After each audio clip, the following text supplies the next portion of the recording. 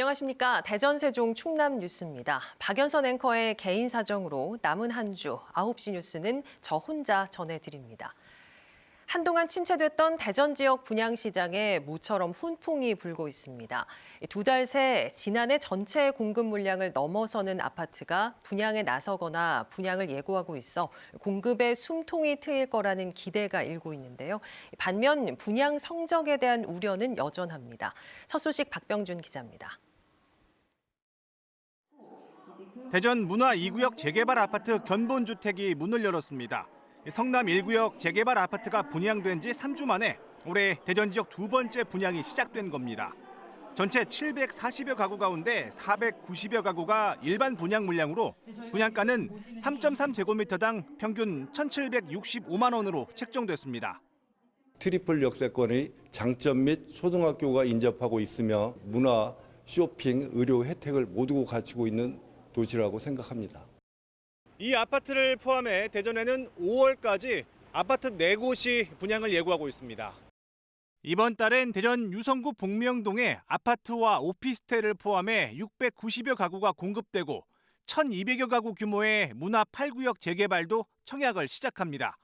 이어 다음 달엔 도마 변동 1구역 재개발도 1,300여 가구 공급을 예고하는 등 대전에 나오는 신규 물량은 4,500여 가구. 지난해 전체 공급됐던 4,459가구를 넘어선 물량이 2달 새 나오면서 침체된 부동산 시장에 숨통이 트일 거란 기대가 나옵니다. 반면 최근에 미분양 성적이 이어질 경우 하반기 다시 공급 가뭄을 부를 수 있다는 우려도 있습니다. 공급 물량은 많지만 소비가 그만큼 안 된다 보면 이 부동산 시장이 활성화되지만 반대로 또 미분양에 대한 부담감 때문에 시장이 오히려 더 침체될 수 있는 그런 위험도 있다라고 보여지거든요. 오랜만에 쏟아지는 분양 물량에 지역 실수요자들의 반응이 어떻게 나올지 주목됩니다. KBS 뉴스 박병준입니다.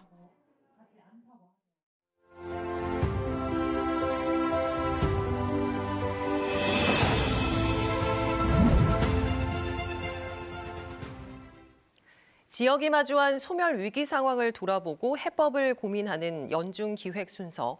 오늘은 어린 자녀를 둔 도청과 산하기관 직원의 주 1일 재택근무를 의무화하고 공립학원 설치를 구상한 충청남도의 저출산 돌봄 대책을 살펴봅니다. 정재훈 기자입니다. 1살과 2살, 두 자녀를 어린이집에 맡기는 공무원 장혜원 씨. 엄마 품에서 떨어지지 않으려는 아이들을 뒤로 하고 서둘러 출근합니다. 충남도가 장 씨처럼 만 2세 이하 어린 자녀를 둔 직원은 주 5일 중 하루를 의무적으로 재택근무하게 하는 저출산 돌봄 대책을 내놨습니다. 도청과 소속 공공기관 18곳에서 오는 7월쯤부터 시행될 예정입니다. 얼마나 더 좋을지는 일단 해봐야 알겠지만 그래도 의무적으로 사용할 수 있으면은 집에서 아기와 함께 어쨌든 집에 엄마가 있는 거니까 그런 거는 더 좋을 것 같아요. 이와 함께 육아를 성과로 인정해 육아휴직자에겐 A등급 이상의 성과 등급을 부여하고 근무 평정도 가점을 주기로 했습니다. 또 모든 시군에 24시간 365일 맡길 수 있는 전담 보육시설을 25곳 이상 늘리고 사교육비 부담을 줄여주는 공립학원을 남부권에 도입하는 등 맞춤형 출산 돌봄 정책으로 2026년까지 합계 출산율을 1명까지 끌어올린다는 구상입니다. 현금성 지원이 아닌 아이를 키우는 부모들이 가장 어려움을 겪는 돌봄에 초점을 맞춘 충남만의 독자적인 저출산 극복 모델을 등록 동거운 제도 도입과 부부가 미혼자보다 불이익을 보는 현행 제도에 대한 개선도 촉구했습니다. 하지만 일부에선 재택근무를 주 4일 근무제로 오인하도록 과대포장됐다는 비판과 여전히 공공기관 위주의 정책에 머물고 있다는 지적이 나오고 있습니다. KBS 뉴스 정재훈입니다. 올해 새로 임용되는 병원 인턴들의 등록이 어제 마감된 가운데 지역 병원에서도 신청이 거의 없는 것으로 파악됐습니다. 지역 종합병원 등에 따르면 인턴 67명을 모집하는 충남대 병원에 단 1명만 신청했으며 건양대병원, 성모병원, 을지대병원에는 1명도 신청하지 않은 것으로 나타났습니다. 전국적으로는 3,068명 모집에 130여 명만 신청해 신규 인턴 등록률은 4.3%에 그친 것으로 집계됐습니다. 정부가 열악한 처우를 개선하겠다며 소방공무원을 지방직에서 국가직으로 전환한 지 4년이 지났습니다. 하지만 소방공무원들은 처우가 여전히 개선되지 않고 있다며 승진제도 개선 등을 요구하고 나섰습니다. 김예은 기자가 보도합니다. 7명의 목숨을 빼앗아간 현대아울렛 대전점 화재.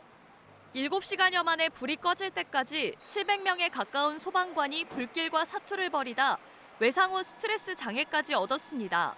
들어갔다가 퇴로를 못 찾았어요. 이 안에서 고립돼서 사망을 할 수도 있겠구나. 그 후에 이제 화재 현장에 진입하다가 패닉이 와가지고 PTSD 진단을 받고 2014년부터 올해까지 전국 화재 현장에서 순직한 소방관은 42명. 정부가 2020년 4월 열악한 처우를 개선하겠다며 소방 공무원을 국가직으로 전환했지만 달라진 건 없습니다. 정부가 아닌 각 지자체가 여전히 소방본부의 예산과 인사를 맡고 있어 지역별 여건에 화재 진압 장비나 인력 충원 등이 달려 있습니다. 대전, 세종, 충남 지역에서 최근 5년간 신규 채용된 소방관도 매년 감소하고 있는 추세입니다.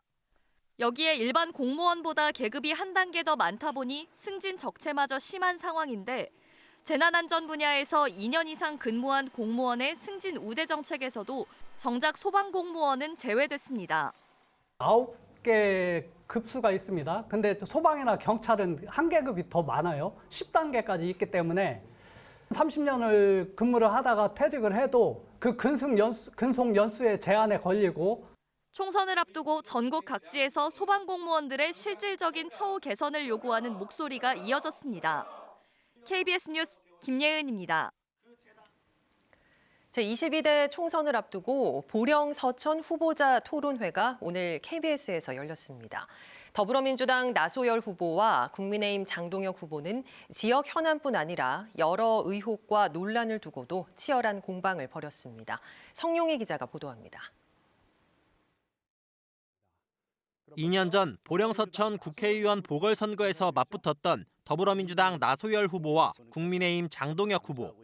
양강구도의 재대결이 성사된 두 후보는 토론 초반부터 정권 심판론과 국정 안정론으로 신경전을 펼쳤습니다. 국가의 가장 기본적인 의무인 국민의 생명과 안전을 지켜내지 못했습니다. 공정과 상식이 무너진 정치를 심판하는 것은 우리 국민들의 몫입니다. 부족한 것도 있을 것입니다. 그러나 지금 이렇게 달리던 기차를 멈춰 세우고 새로운 기차로 갈아탈 여유가 없습니다.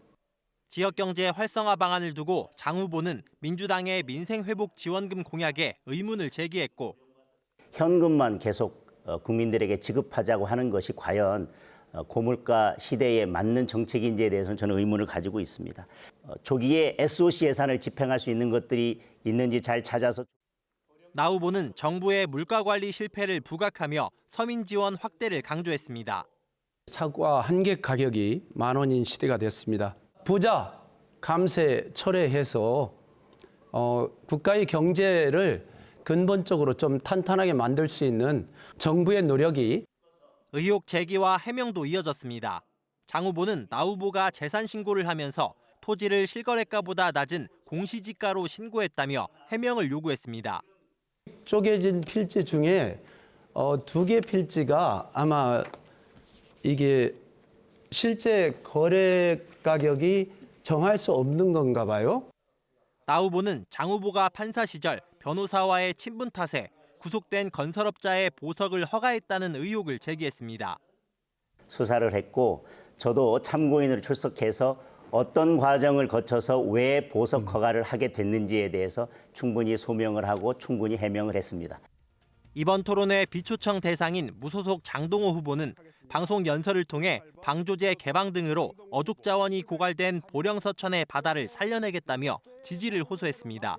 KBS 뉴스 성용입니다. 더불어민주당 대전시당은 총선 사전투표를 이틀 앞둔 오늘 대전 지역 총선 출마자 7명과 중구청장 출마자가 참석한 가운데 사전투표 독려 행사를 열고 시민들의 적극적인 투표 참여를 호소했습니다.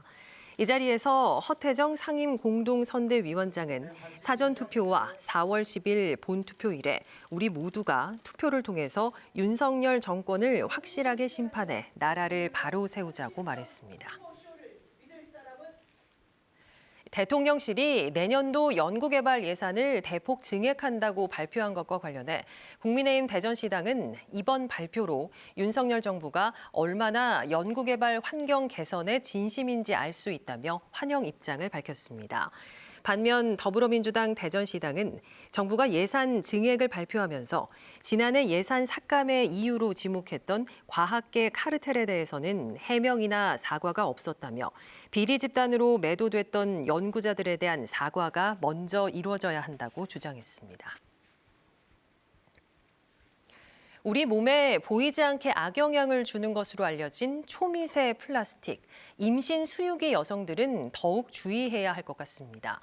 초미세 플라스틱이 모유 성분의 변화를 일으켜 아이의 비만을 유발할 가능성이 있다는 연구 결과가 나왔습니다. 박장훈 기자입니다. 우리가 흔히 사용하는 일회용 플라스틱 용기나 스티로폼. 여기서 잘게 쪼개져서 나오는 1마이크로미터 이하 크기의 초미세 플라스틱은 검출이 사실상 불가능합니다. 이 초미세 플라스틱이 모체의 모유를 통해 자손의 대사 비만을 유발할 가능성이 있다는 연구 결과가 나왔습니다. 연구팀이 초미세 플라스틱을 섞은 젤리를 모체인 실험용 쥐에 먹인 결과 모유 성분에서 비만과 관련한 활성화 물질인 LPC가 증가한 것을 확인했습니다. 모유를 섭취한 새끼쥐는 생후 3주 만에 섭취량이나 성장 호르몬 분비량과 상관없이 체지방과 혈중 콜레스테롤이 증가하며 체중이 눈에 띄게 늘었습니다. 또 새끼쥐의 분변을 통해 장내 미생물에서 비만 억제 효과가 있는 균종이 크게 감소한 걸 확인했습니다. 모유의 지질 조성 변화뿐만 아니라 자손에게까지 전달되어서 장내 미생물 조성 변화까지 야기해서 소아 비만의 원인 유발인자로서 작용할 수 있음을 최초로 규명한 연구입니다. 사람의 경우에도 같은 문제를 일으킬 가능성이 있어 후속 연구 필요성이 큽니다.